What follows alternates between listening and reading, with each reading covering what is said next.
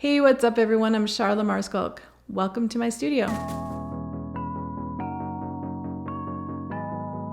Last week I introduced a new series that I'm doing of a bunch of little studies where I push myself in some new directions in my technique, in my color, in just simply my art practice in general.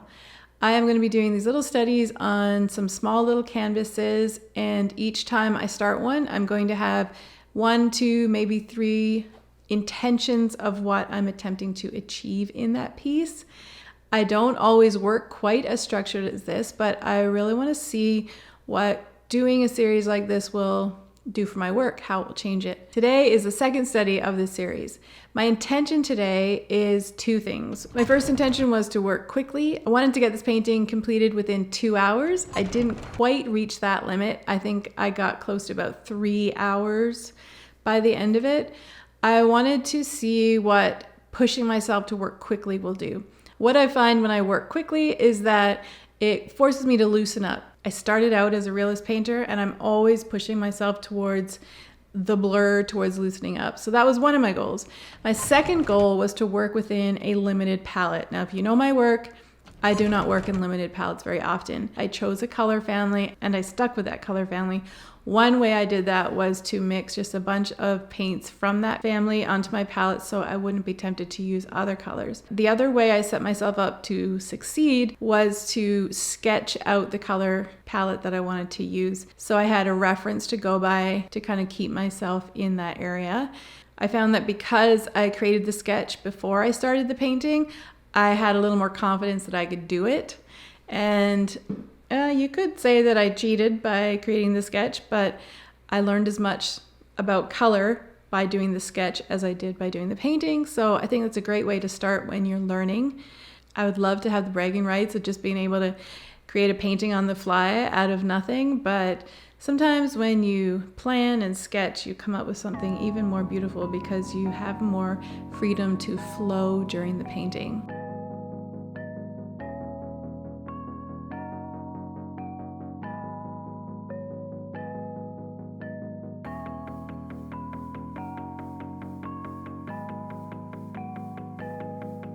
I want to talk today a little bit about creativity and how I believe it's really important to not rush creativity.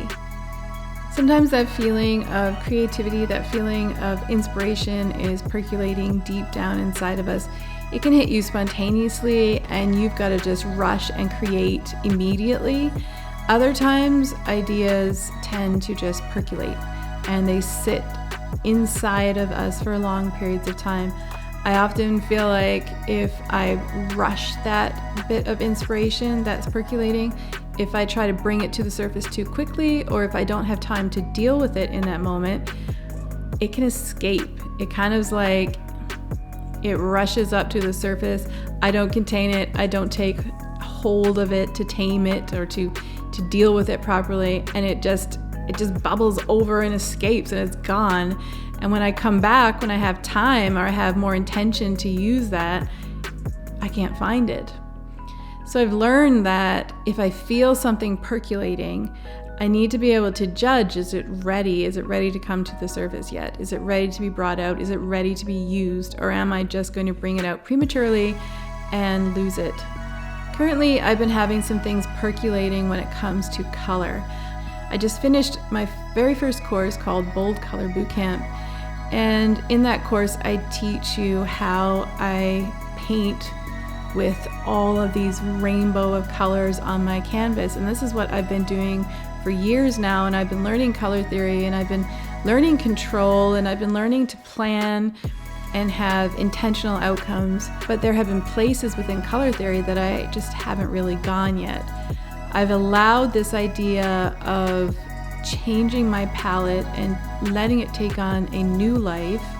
I've been allowing that idea to percolate deep inside of me, and I haven't been pushing it. I haven't been forcing it to grow. You know, it's kind of like I give it a little bit of sunshine, I water it, I speak into it, but I'm allowing it to just bubble up. If you know anything about making sourdough bread, it's kind of like having a mother that's fermenting on your counter and it's growing, and the longer that mother ferments on the counter, the more incredible and deep the flavor of your sourdough bread will be, because it's a fermented, growing entity. Creativity is a little bit like that. So in my color palettes, I've been allowing this thing to ferment, if you will. I've been allowing all of those ideas to just kind of sit and bubble.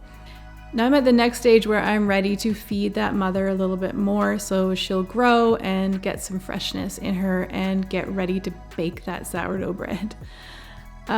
If you have not ever heard of the process of sourdough bread, it's really worth looking into. I made sourdough bread a few years ago.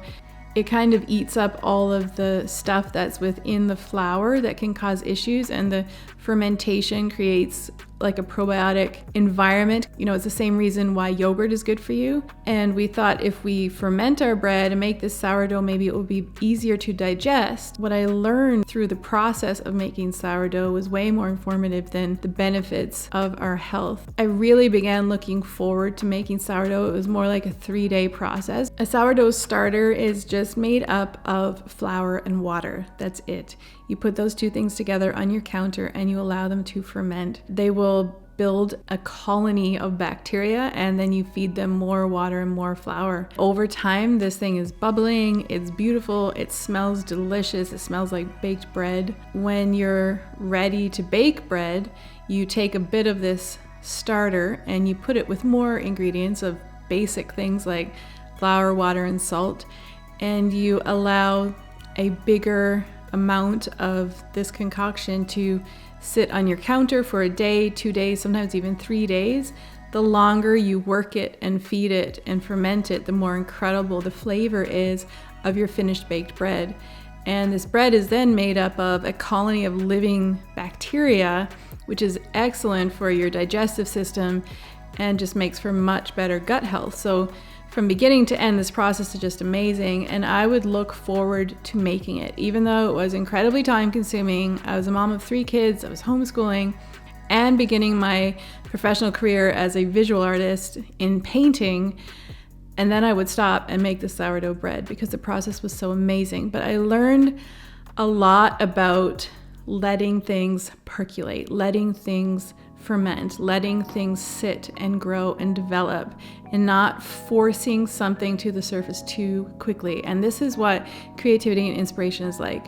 So back to my idea of the color palettes. Life is life and stuff happens, and you've got your regular work and your regular income and your families to take care of, and all the while you're learning and growing. A real treasure in life is to learn to allow things to happen in their own time. I've been really happy with my work and really excited about where it's been going. Founding Creativity School has been an amazing journey so far, and launching Bold Color Bootcamp has been just full of excitement and fun and getting to know people, and it's been taking up a lot of my time. So I've allowed these feelings to percolate. Now that that's done and I've begun this little series, I'm taking this opportunity to work with new color palettes, to take on even deeper understandings of color theory. One of the things that have really been fermenting deep down in my subconscious creativity genius or creativity soul, whatever you want to talk about it, my creativity, my essence, all of those things that an artist holds deep down inside of them. One of the things in there has been about working with intentionally limited palettes. It's not been something I've really done a lot with. I feel like the study of working with limited palette is giving me an opportunity to take a little bit of that sourdough starter, that mother that's been fermenting, putting it out on the counter, and now kneading it and working in more and feeding it more. But I'm still letting it sit on the counter. I'm not ready to bake it. I'm not ready to show it out to the world. It's not a fully developed idea. I'm not confident in how I can control that on a large canvas. I don't know how. I haven't really worked with limited palettes with my creative ideas and the messages I want to put into my art. So right now it's just really about the skill. But I know that there's a message working in there, and I know it's going to deepen the purpose and the story of my art. when I can take it to a new level of color, a new level of skill.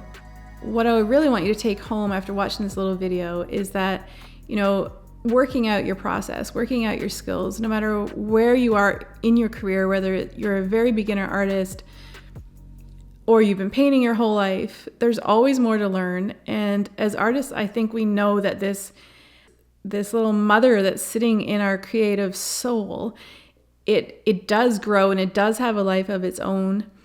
Like this sourdough starter sits on the counter and you feed it every day and this thing grows, like it takes over. If you don't make sourdough bread with it, it actually like bubbles out and takes over your counter. And if you allowed it to and you were living in a cartoon world, it would fill up your kitchen and bubble out through your windows and doors. This thing grows the more you feed it. So you need to work with it. You definitely need to let it out at some point. Make that sourdough bread with it and feed it to your friends or sell it to the world. That's just like our art. So we can't let this thing sit there without feeding it. It just kind of shrivels up and dies and kind of smells funny after a while. The more you feed it, the more it will grow, and you kind of have to work with it. And you do have to take it out onto the counter, and you do have to knead it, and you do have to bake it into bread eventually. And that's kind of what I'm doing right now. I'm taking a little bit of that and I'm moving it into new ideas, into color palettes. Sourdough bread is amazing. If you've never tried it, you need to go to your local health food store and buy a loaf of sourdough bread. It's amazing. So start noticing this creative, fermenting, percolating life that lives in your creative genius, that lives in your creative soul, that really is the essence of an artist. Start taking note that this thing is there and it's a living entity that wants to evolve, that wants to be fed, that wants to grow, and that wants to be cared for and brought out for the world to enjoy and partake in. And there's enough for everybody.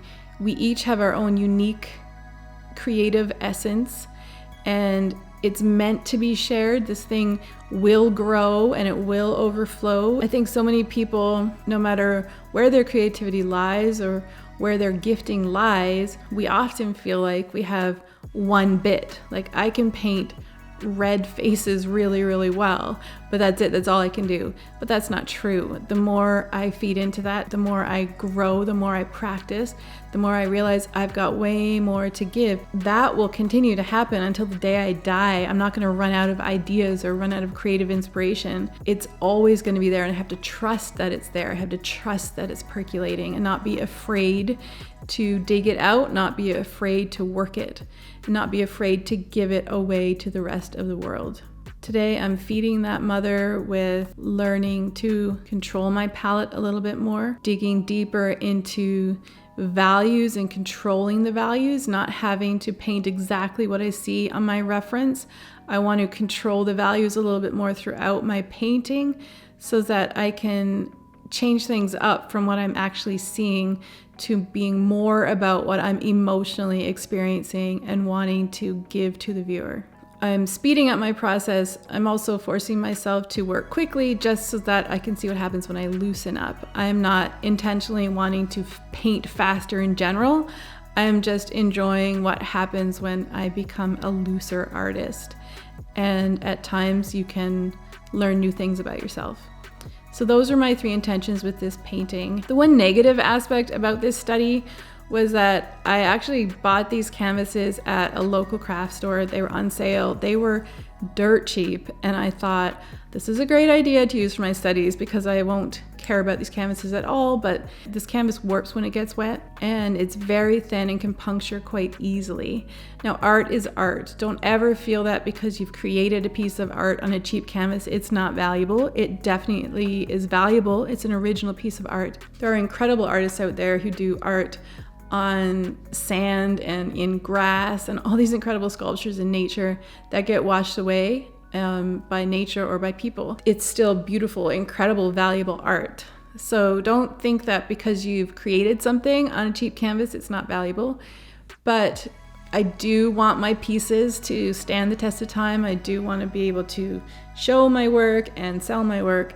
So I have realized that even for a study, I have gone a little bit too low in the quality of my materials, and I would highly, highly, highly recommend not doing that. You may not be ready to purchase exhibition canvases, the best and highest quality stuff, but definitely go for a little higher level than the basic stuff at your local craft store. I wouldn't even buy these for my kids because you never know when they're going to create a masterpiece and you're going to want to frame it. That's my takeaway today of what not to do.